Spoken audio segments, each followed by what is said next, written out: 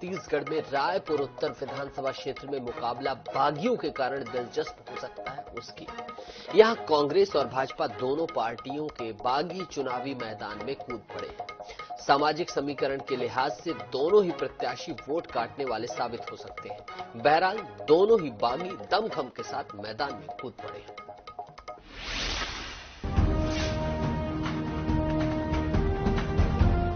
कांग्रेस से बगावत करने वाले निर्दलीय प्रत्याशी जीत कुकरेजा एमआईसी मेंबर हैं। निगम के प्रतिनिधि की हैसियत से क्षेत्र विशेष और एक समुदाय पर उनकी पकड़ मानी जाती है।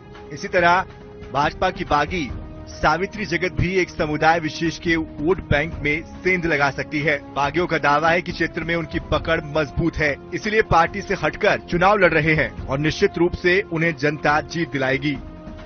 मुझे किसी चीज का लालच नहीं है और मैंने फॉर्म बहुत सोच समझ के लिया, क्योंकि मेरे साथी, मेरे विधानसभा की जो जनता है, अलग अलग समाज के जो लोग हैं, वो चाहते थे कि मैं चुनाव लड़ूं।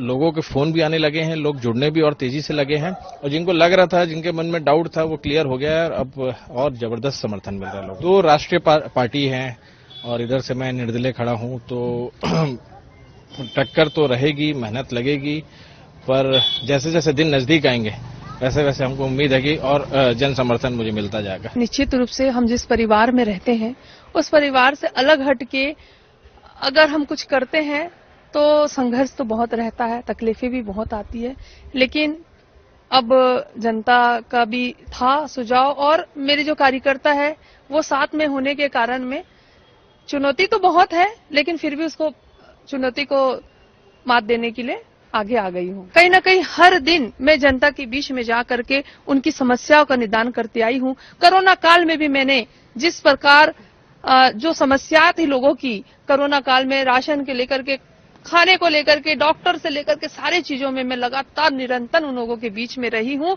तो मुझे नहीं लगता, मुझे आशा पूर्ण विश्वास है कि वो मेहनत का फल मुझे जरूर मिलेगा और जनता मुझे जरूर विजय बनाएगी।